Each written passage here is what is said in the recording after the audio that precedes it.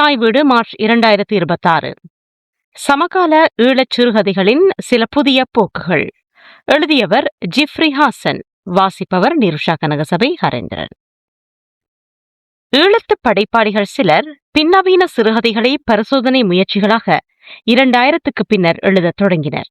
ஆயினும் அதற்கு முன்னரே நவீன தமிழ் சிறுகதை எழுத்தாளர்களின் ஓரிரு சிறுகதைகள் பின்னவீன தன்மை கொண்ட கதைகளாக தோற்றம் கொண்டிருந்தன. ஷோபா சக்தி, கலாமோகன், எஸ். நசருதீன், தீரன், R.M. நௌசாத் போன்றோரின் கதைகளில் இந்த பண்பு அப்போதே வெளிப்படத் தொடங்கியிருந்தது. வி. கௌரி பாலனும் இத்தகையதொரு மொழியில் புனைவுகளை தந்தவர்தான். ஆயினும் அவர்கள் நவீன சிறுகதைகளின் எல்லைக்குள் நிற்பவர்களாகவே இருந்தனர். 2000 காலப்பகுதியில் அதிகமாக எழுத புறப்பட்ட படைப்பாளிகளே கூடுதல் பின் நவீன தன்மை கொண்ட கதைகளை எழுதினர். அக்கரை பற்றிலிருந்து வெளிவந்த பெருவழி என்ற சஞ்சிகை இதற்கான களத்தை தீவிரமாக படைப்பாளிகளுக்கு உருவாக்கி கொடுத்தது. பெருவழியிலும் பெருவழிக்கு வெளியிலுமாக 2000க்கு பின்னர் ஈழத்தமிழ் சிறுகதைகளின் ஒரு புதிய அலையாக பின் நவீன சிறுகதைகள் எழுச்சியுறத் தொடங்கின. பெருவழிக்கு பின்னர் தற்போது யாழ்ப்பாணத்தில் இருந்து வெளிவந்து கொண்டிருக்கும் புதிய சொல் அந்த எழுத்தியக்கத்துக்கு பங்களிப்பு செய்கிறது. ஈழத்து இலக்கிய சூழலில் ஓரளவு நவீனத்துவ விதிகளை மீறிய கதைகளை ஷோபா சக்தி, ராகவன், யதார்த்தன், சயந்தன், தானா விஷ்ணு, திசேரா, மலர்ச்செல்வன், மஜீத், அம்ரிதா A.M. நௌஷாத், சாஜித் போன்றோருடன் மிக குறைந்தளவில் இந்த வகை கதைகளை சக்கரவர்த்தி, கச்சுரா, கானா கலாமோகன், ரபியூஸ், ஃபர்சான் A.R., அப்துல் ரசாக், ஜிப்ரி ஹாசன் போன்ற படைப்பாளிகளும் முயற்சித்துள்ளனர். ஈழத்து பின்னவீன சிறுகதைகள் பெரும்பாலும் நவீன சிறுகதைகளின் எடுத்துரைப்பு முறையில் இருந்து வித்தியாசத்தை நிகழ்த்துதல் என்றளவில்தான் பெரும்பாலும் நிற்கின்றன. அந்த வகையில் ஈழத்து பின்னவீன சிறுகதைகள் அதன் உருவ ரீதியாக, அதாவது புறவய ரீதியாக பின்னவீனத்துவத்தை நெருங்கி வருகின்றதே அன்றி உள்ளடக்க ரீதியாக, அதாவது அகவய ரீதியாக பின்னவீன கோட்பாடோடு நெருங்கி வருவது மிக மிக குறைவாகவே நிகழ்கிறது. ஈழத்து பின்னவீன சிறுகதைகளில் பின்னவீனத்துவம் கூறும் தொடர்பறு எழுத்து முறை மையச் சம்பவமோ மைய கதாபாத்திரமோ அற்ற சிதறுண்ட கதைகளின் கதையாக இருத்தல், ஒரு கதைக்குள் பல உபகதைகள் காணப்படல், இதன் விளைவாக ஒரு சிறுகதை கதை எனும் ஒருமையில் இருந்து கதைகள் எனும் பன்மையாக உருமாற்றம் பெறல், எழுத்தாளன் கதை சொல்லி எனும் நிலையை அடைதல், அங்கதம், மொழியின் விளையாட்டுத் தன்மை போன்ற பின் நவீன தன்மைகளை காணலாம். ஷோபா சக்தியின் கதைகளில், நாவல்களில் பின் நவீனத்தன்மை ஓரளவு படிந்தே இருக்கிறது. அதிகமும் அவரது படைப்புகள் விளிம்புகள் மீது அக்கறை கொள்பவை. கதை எடுத்துரைப்பு முறைகளிலும் நவீனத்துவ விதிகளை மீறி பார்த்தவர் ஷோபா.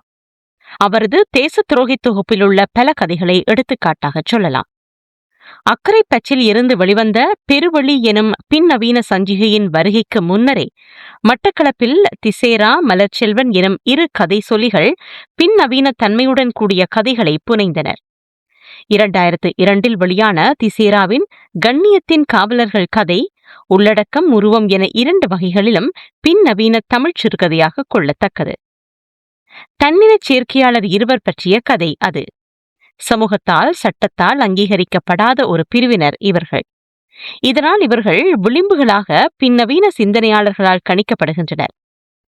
இலங்கையை பொறுத்தவரை, அதிலும் கிழக்கிலங்கையை பொறுத்தவரை இந்த பிரிவினர் பற்றிய பிரச்சினை இல்லாவிட்டாலும் ஒரு புனைவாக கவனம் கொள்ளத்தக்க கதையாக அது உள்ளது.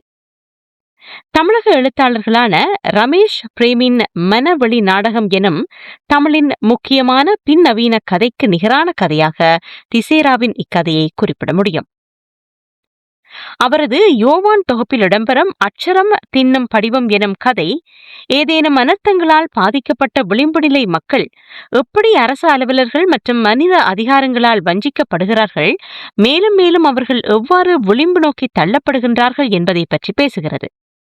மைய சம்பவம் போன்ற ஒன்று கதைக்குள் தென்படினும் அந்த சம்பவமே பின் நவீனத்துவம் கூறும் குறிப்பான்களாலும் உருவகங்களாலும் விளையாட்டுத்தனமாக கட்டமைக்கப்படுவதுதான். மேஜிக்கல் ரியலிச தன்மையும் இந்த கதைக்குள் இல்லாமல் இல்லை. மலர்ச்செல்வனின் சில கதைகள் வடிவ ரீதியான பின் நவீன தன்மை கொண்டவை. காட்டேரிகளின் மாநாடு, மண்டியனின் மரணக்கதை போன்ற கதைகள் நான் ஏற்கனவே குறிப்பிட்டதைப் போன்று உள்ளடக்க ரீதியாக அன்றி வடிவ ரீதியாக மட்டுமே பின் நவீனத்துவத்தை நெருங்கி வருகின்றன. மலர்ச்செல்வன் கதை கூறலின் ஒற்றை பரிமாணத்தை மறுத்து சிதறுண்ட வடிவத்தையும் தொடர்பறு எழுத்து முறையையும் தனது சில கதைகளில் உக்கிரமாக பயன்படுத்தி வருபவர்.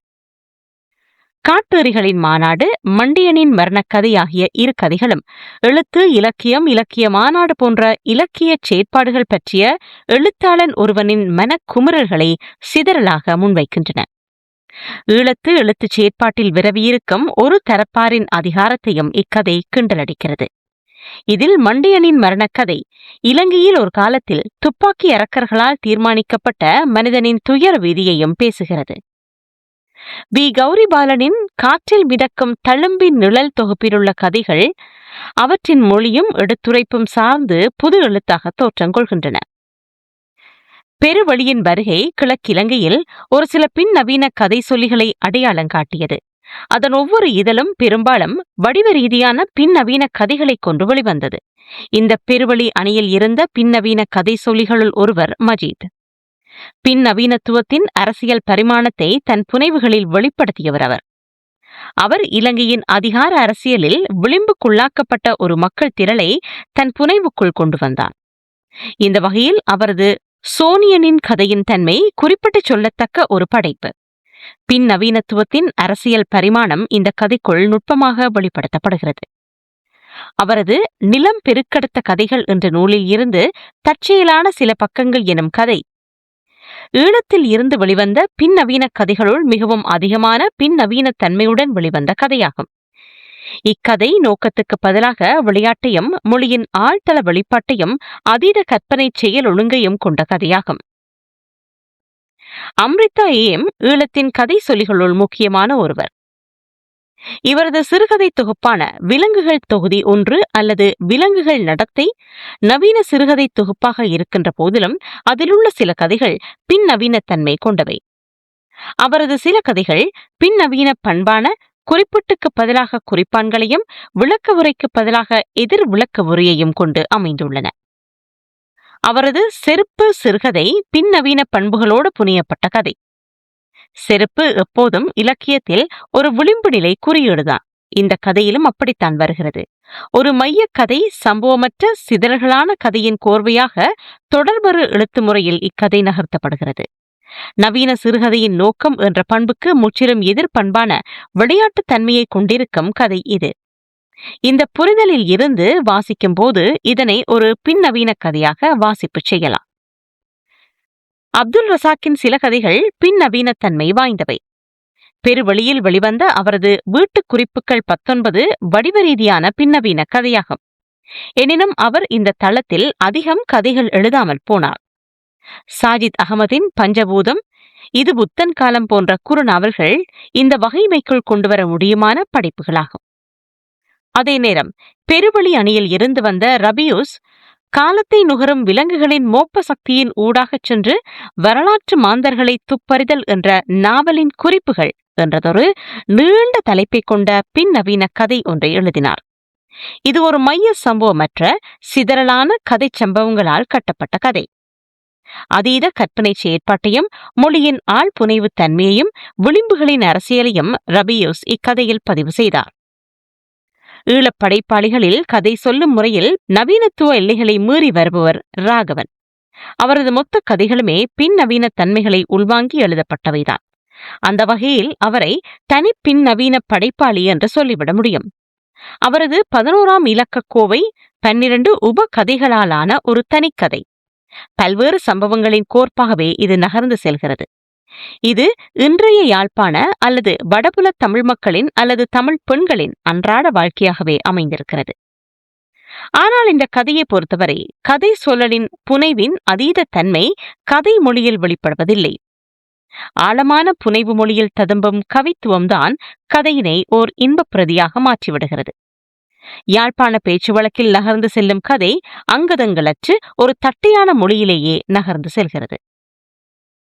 ராகவனின் இன்னொரு கதை தாவர இளவரசன் எனும் எடுத்துரைப்பில் புதுமையையும் கதை அம்சத்தில் வழக்கமான போக்கையும் கொண்டுள்ள கதை.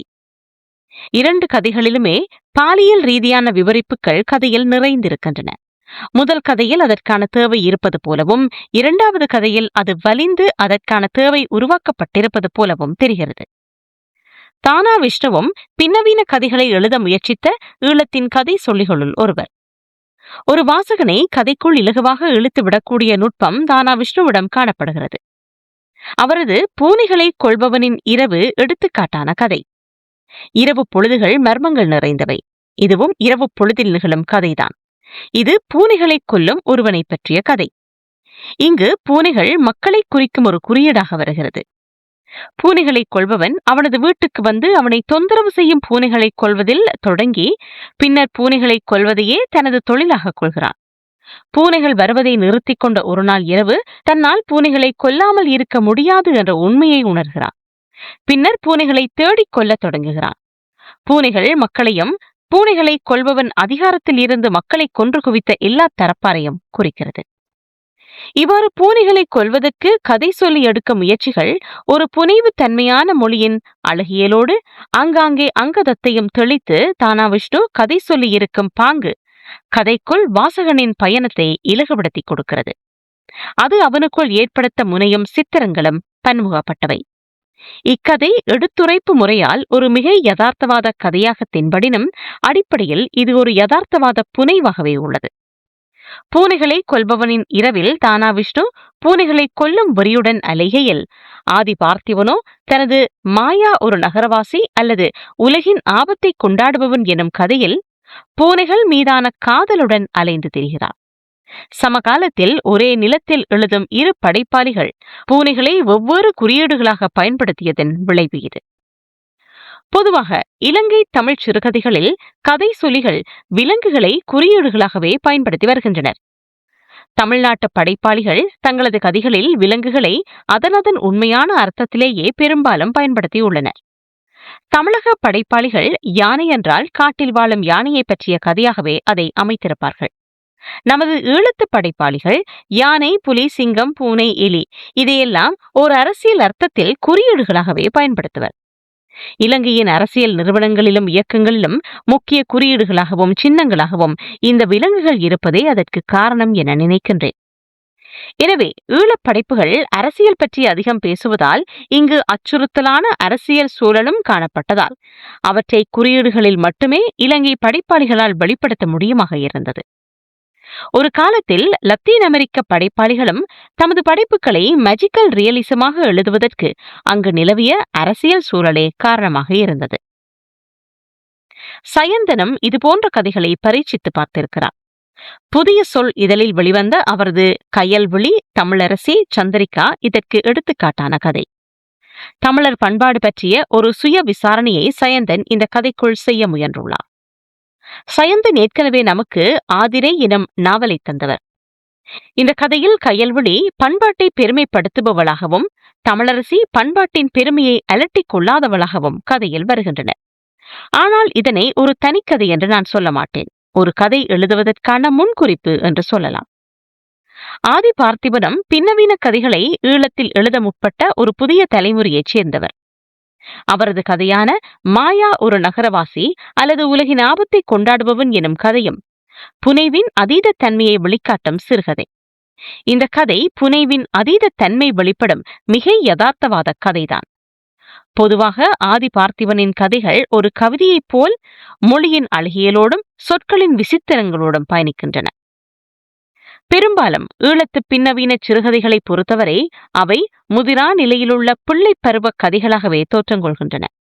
பின்னவீன கோட்பாடுகளை வாசித்து முழுமையாக உள்வாங்கி எழுதப்பட்ட கதைகள் போன்று அவை தென்படவில்லை. கதை சொல்வதிலுள்ள நவீனத்துவத்தின் மூடுண்ட விதிமுறைகளை உடைத்து ஒரு சுதந்திரமான திறந்த நிலையை பின்னவீனத்துவம் உருவாக்கி கொடுத்தது. அந்த சுதந்திரத்தை பயன்படுத்திக் கொண்டு தங்களையும் படைப்பாளிகளாக முன்னிறுத்தும் தீவிரம் மட்டுமே அவர்களை இயக்குவது போல் தெரிகிறது. தவிர கதைகள் உருவ ரீதியாக அல்லது புறவய ரீதியாக மட்டுமே பின்னவீனத்துவத்தை நெருங்கி வருகின்றன. உள்ளடக்க ரீதியாக, அதாவது அகவய ரீதியாக அவை பின்னவீன தன்மையை கொண்டிருப்பதில்லை. கதைகளில் அதீத கற்பனை செயற்பாட்டை காண முடிவதில்லை. நவீனத்துவ யதார்த்தவாதமே கதைகளின் அடித்தளமாக தெரிகின்றது. நன்றி.